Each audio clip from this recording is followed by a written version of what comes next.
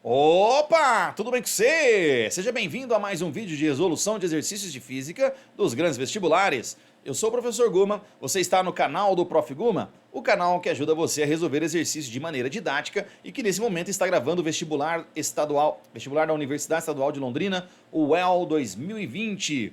No meu canal você encontra a resolução de vários exercícios de vários vestibulares separados por ano. É como se fosse uma plataforma, cara, só que a diferença é que é de graça. Você vai lá no canal do Prof. Guma, vai em playlists, acessa pelo computador, fica mais fácil. Vai em playlists, aí você tem lá o Nesp, você tem o Nesp, Famema, Famerp, Fulvest, Unicamp, Enem, tudo separadinho por ano. Ah, eu quero o Enem 2019. Vai lá, tá lá, Enem 2019, uma pasta só com o Enem 2019, como se fosse uma plataforma, só que de graça, cara, de graça, tá bom? Então, faz a inscrição aí, porque a inscrição é que me ajuda a continuar fazendo esse trabalho gratuito para vocês, beleza?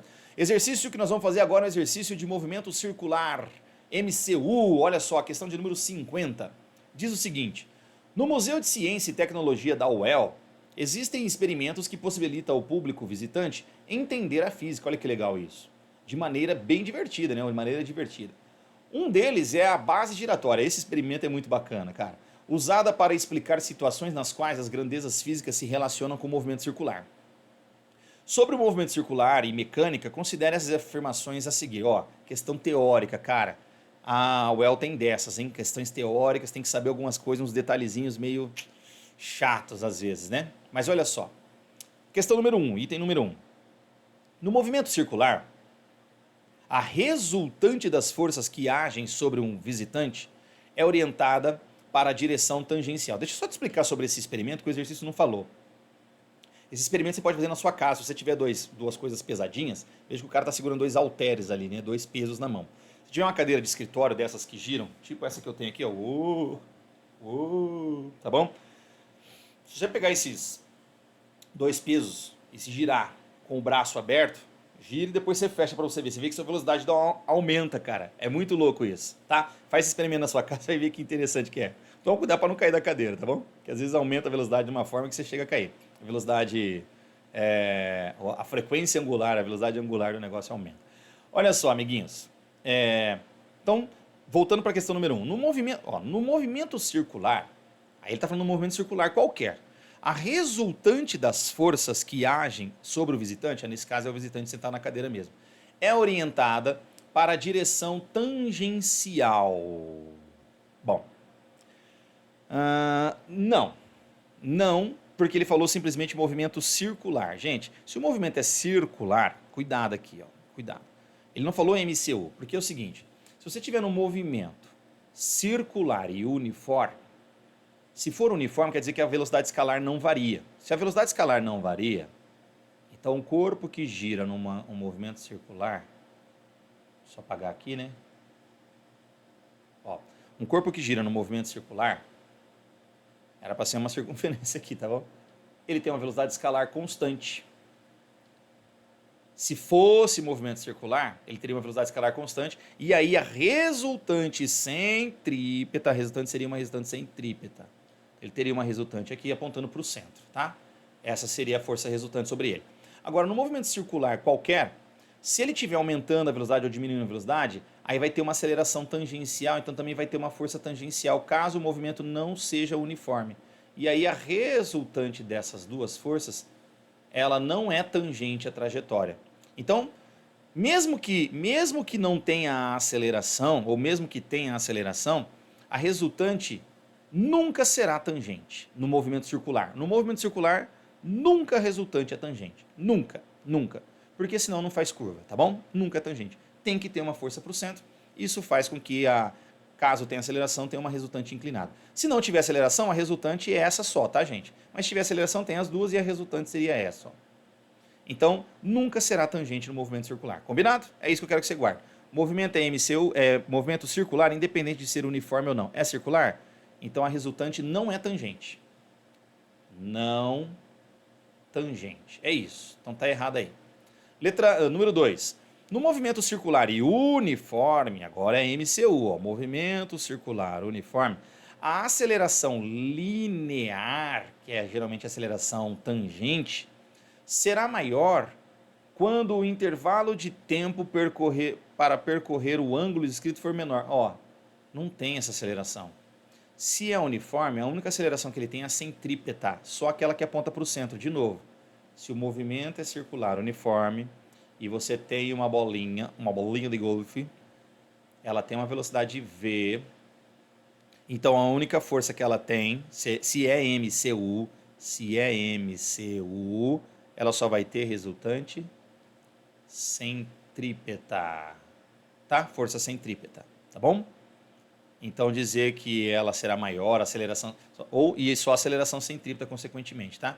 Dizer que ela é maior ou menor, não, porque é uniforme. Então, se é uniforme, não tem isso. Então tá errado, tá errado, tá errado. 3. No movimento circular retardado, opa, o que é um movimento circular retardado? Ah, esse cara aqui, ó, ele tá girando a cadeira e é um retardado. Não, não é isso não.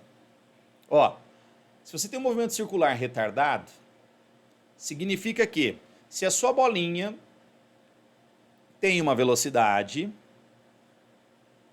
além da força centrípeta que todo movimento circular vai ter, ela vai ter uma força contrária à velocidade, por isso que ele é retardado. Então, se você tem a velocidade v para cá, você tem uma força que a gente chama de força tangencial e uma força centrípeta, tá?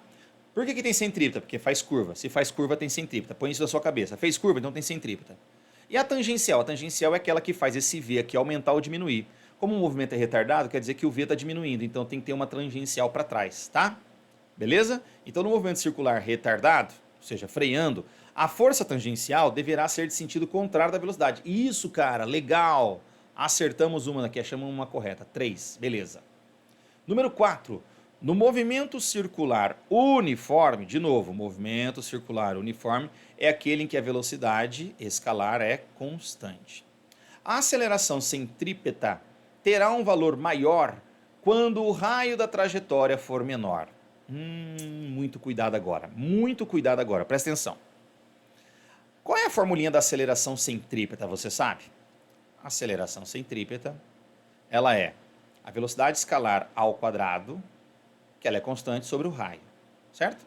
Ou seja, quando você aumenta o raio, se você aumenta o raio numa velocidade constante, supondo que essa velocidade não mude, então a aceleração centrípeta diminui, tá? Isso é verdade. Ok, isso é verdade, então isso está correto, mas eu quero fazer uma ressalva, tá?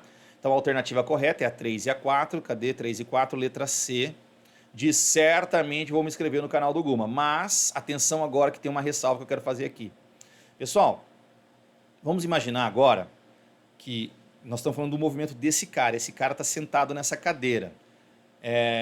O que acontece, gente, é que a velocidade, vou fazer um exemplo aqui, imagine que você esteja sobre uma plataforma, um disco que gira. Esse disco está girando. Esse disco gira com uma velocidade chamada velocidade angular, isso aqui é a frequência angular, quantos radianos por segundo ela gira. Se você tiver uma pessoa aqui, a uma certa distância do raio, do centro, essa pessoa tem uma velocidade.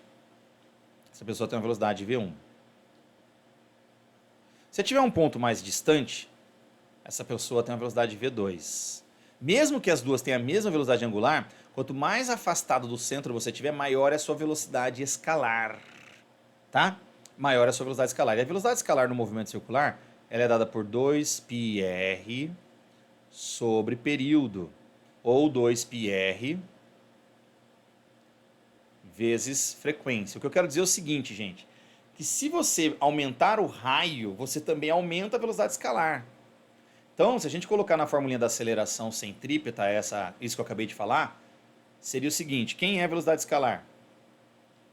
Se eu tô supondo aqui que no exercício a gente está supondo que a velocidade não vai mudar, mesmo que você mude o raio, que eu quero mostrar o que acontece quando você muda o raio, se a velocidade não muda. Você tem assim, a aceleração centrípeta é v quadrado, ou seja, 2πr vezes a frequência, tudo isso ao quadrado, sobre o raio.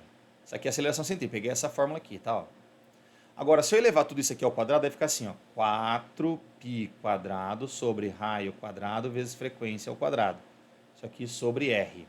O que eu quero que você perceba é que a gente pode cortar o raio aqui com o quadrado, ó, corta esse quadrado com esse raio, E aí você tem que a aceleração centrípeta, ela é 4π² vezes r vezes frequência ao quadrado. Ou seja, a aceleração centrípeta depende do raio, tá vendo? A aceleração aqui está proporcional ao raio. Se você aumenta o raio, aumenta a aceleração centrípeta. Você pode pensar assim. Ou até se você analisar, essa formulinha é a mesma que essa. A aceleração centrípeta é ômega vezes raio ao quadrado. Ou seja, nessa formulinha, a aceleração centrípeta aumenta com o raio. Bom, o que eu quero dizer é o seguinte, que se você aumentar o raio, para você manter a velocidade constante, você tem que diminuir a velocidade angular, tá? Tem que diminuir a frequência angular desse carro. Mas eu estou dizendo isso porque poderia gerar confusão. Mas mesmo que você achasse que esse 4 está errado, você ia olhar para a alternativa, você teria que ter assim, somente a 3 está certa, e não tem, tá vendo? Então por isso que ficou 3 e 4 como aceita, tá? Supondo que a velocidade seja constante, sim. Se você aumenta o raio, a aceleração centrípeta diminui. Bom, não sei se eu fui claro para vocês nessa parte aí, mas enfim, né? A ideia, eu quis aprofundar um pouco mais na análise disso aqui, eu simplesmente olhar para a formulinha da aceleração centrípeta, beleza? Bom, rapaziada, seguinte, estou colocando ali agora para você o link, para você ver os outros exercícios da UEL 2020, tá? Que eu já gravei. Vou deixar aqui o meu rostinho para você se inscrever e 2 desafios, vídeos relacionados a movimento circular que eu encontrar no meu canal e de outros vestibulares para você se desafiar, tá bom? Obrigado por ter ficado até aqui, bons estudos, fiquem com Deus. Tchau.